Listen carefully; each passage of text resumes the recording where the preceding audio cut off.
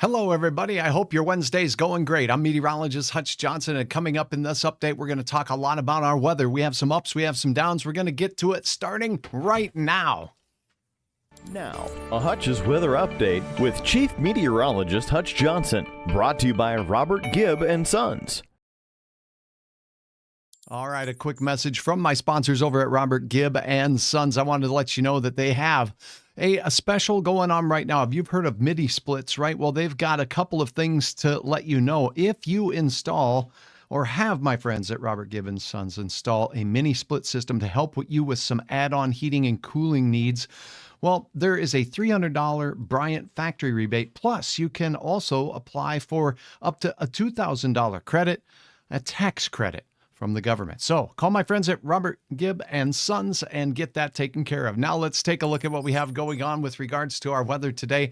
It's delightful. There are some changes in the offing, and we're going to see some showers of rain. We'll talk a little bit about that in your hour-by-hour forecast. That's what we're going to do right now with a look at some model guidance. Now, to do that, we'll look at the old American model first, and we'll highlight some details of what we're going to see here as we go through the next 7 days or so. First and foremost, we have some south winds across the northern plains now, and these red lines indicative of warmer and warmer temperatures as we go south. They're heading our way, riding those south winds right up here into the northern plains. So keep that in mind. Our temperatures over the next 24 hours are looking very good, but the wind will be strong, and that means that fire danger index will likely once again be a challenge. Now you're looking at your Thursday morning as we begin our day, and we'll see the chance of showers increase late in the day. We're talking after the drive time for most of us. See most of it in South Dakota there as we look across the nation. A low pressure system moving out of Colorado. Severe weather will develop as we go through Thursday in parts of Kansas. There's a significant tornado threat should those storms get fired up. Those will extend south into Oklahoma and even Texas as we go into the afternoon and evening. For us, late at night, showers, a few rumbles of thunder will work their way in as we begin our Friday morning here with scattered showers and rumbles of storms, mainly to the south. Then as we carry on through the period, Friday looks like hit and miss showers and storms throughout the day as that low pressure system right here begins to move a little closer, entering southern South Dakota. That's going to increase our rain chances as we go through Friday night and Saturday. So the rain chances do continue, and there'll be a fair chance that most of the area will have some measurable rain as we go through the next several days. Notice Saturday as we head into the morning hours, that rain continues to push north through northern Minnesota, central Minnesota, where we need that rain the most. You can see as I'm rocking back and forth that the rain chances continue all the way out into the western part of North Dakota. And then as we carry you through your Saturday and into Sunday, look at that, a little bit of snowflake activity mixing in as another low pressure moves out of Colorado. This one real nasty with a chance of flaky weather and showers and more severe storms. Today, to me, Saturday looks like a pick day for severe weather across the central and southern plains. For us, that system will make its way up late on Sunday and into Monday. So expect another round of potential rain, maybe mixing with a few flakes in the morning hours of your Sunday into Monday time frame, Sunday night into Monday. So that's a look at your planning forecast. Hey, thanks for joining me once again. It's always a pleasure to have you on board here on Hutch's Weather. I certainly appreciate all of your contributions via stars here on Facebook. You can also help Hutch by passing along the word that Hutch's Weather is right here. Now, I do want to take a moment here before we go through the highlights of your forecast to highlight a couple of things that we have going on nationally. Number one, I told you that we'll have a chance for seeing some severe weather as we go through the 24-hour period and heading up into the next couple of days. Check this out now. As we talked about our forecast tomorrow or today being a quiet day, here's Thursday. As we look across the lower 48, there is a risk for some severe weather as we look down into the central and southern plains. So we're talking Kansas, Oklahoma, and North Texas. The yellow areas there, a slight risk of severe weather punching into southern Nebraska. And rumbles of thunder will push all the way up into the Dakotas here, but the light green is general thunderstorms, garden variety thunderstorms, not expected to be severe. Jack, thanks for your sharing of stars. So what we are expecting is a possibility for some strong tornado potential and huge hail potential from storms tomorrow, with the heat mingling with the cold air coming off the Rockies. This is a look at the tornado risk area. Notice that western Kansas down into western Oklahoma and the panhandle of Texas having the greatest chance at seeing tornadoes. And because we have that black hatched area that you see here, well, that indicates a significant risk of severe weather. Then as we take a look at that probability of tornadoes, you can see a black hatched area anywhere in there. We're talking from where the dry line will set up in Texas all the way through central Oklahoma and parts of western Kansas. A 30% risk of some very sizable hail. So hail and tornadoes, definitely a possibility in the Central Plains states. And that's going through your Thursday. Now, here's a look at Friday. That risk will shift off to the east. And the Storm Prediction Center has Saturday highlighted as well. And that's the day Hutch believes that there will be some more impacts due to severe weather. You can help out Hutch and go check out my YouTube video that I posted on this. Here's a little look at that. You can find this on my Facebook page. There's a link to it down below if you scroll down later when we're done with our forecast. But again, we'll go over some of the details and forecasting and why Hutch thinks Saturday, well, along with Thursday, will be a couple of the most inclement weather days. All right, let's take a look now at what's going on our radar across the region. This brought to you by my friends at Precision Lawn and Landscape, my brand new client, and I'm sure proud to have them on board. What a wonderful company. They're hardworking, and they'll do that work for you. And in fact, they've told me to tell you about the Hutch discount. They're offering to new customers a 10% off deal on maintenance services. What a perfect time of the year for that, and perfect weather for it as well. Give them a call if you need lawn mowing, leaf cleanup, overseeding, aerating, dethatching, power raking, and just general spring cleanup. They can help you. Again, that is a 10% discount, the Hutch discount. Let them know Hutch sent you. Look at these temperatures, though, as we look on in.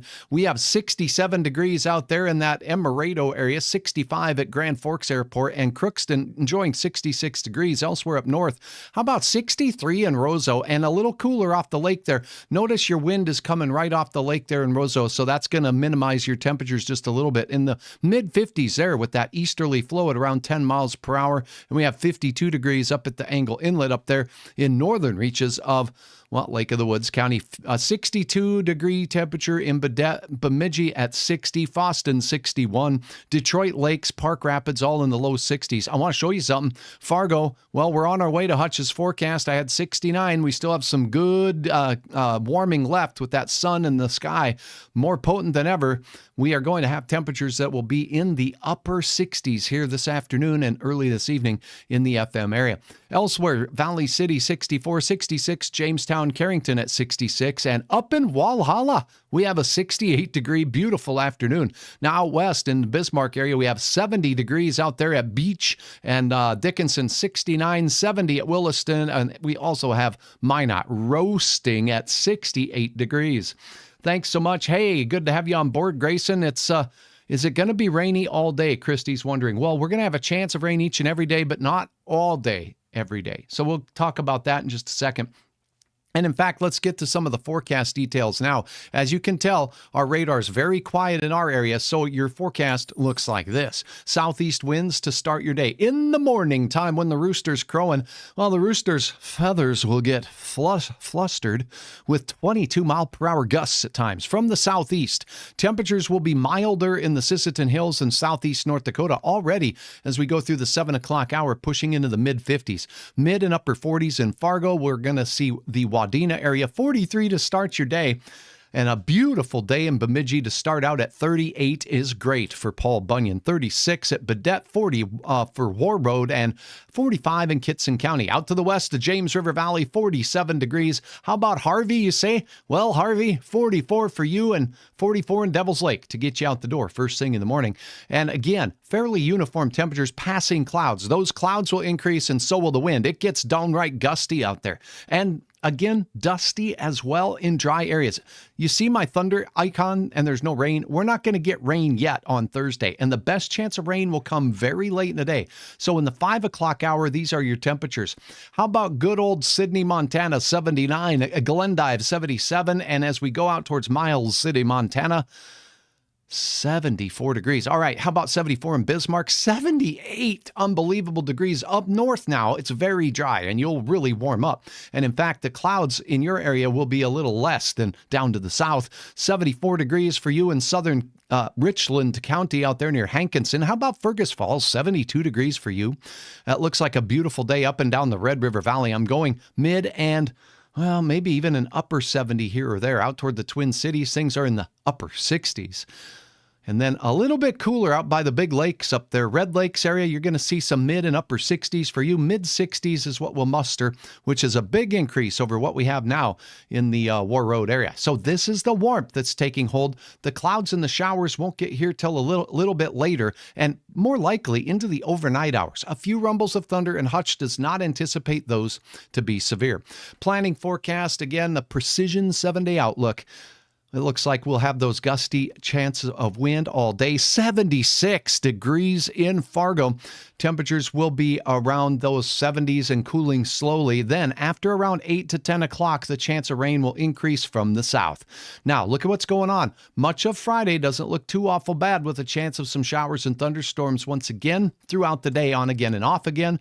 But Friday and into Saturday look to be the wettest, where we'll have our chance at picking up some of the most moisture and abundant moisture at times. So it's not going to rain all day on Friday everywhere, and it's not going to rain all day everywhere on Saturday.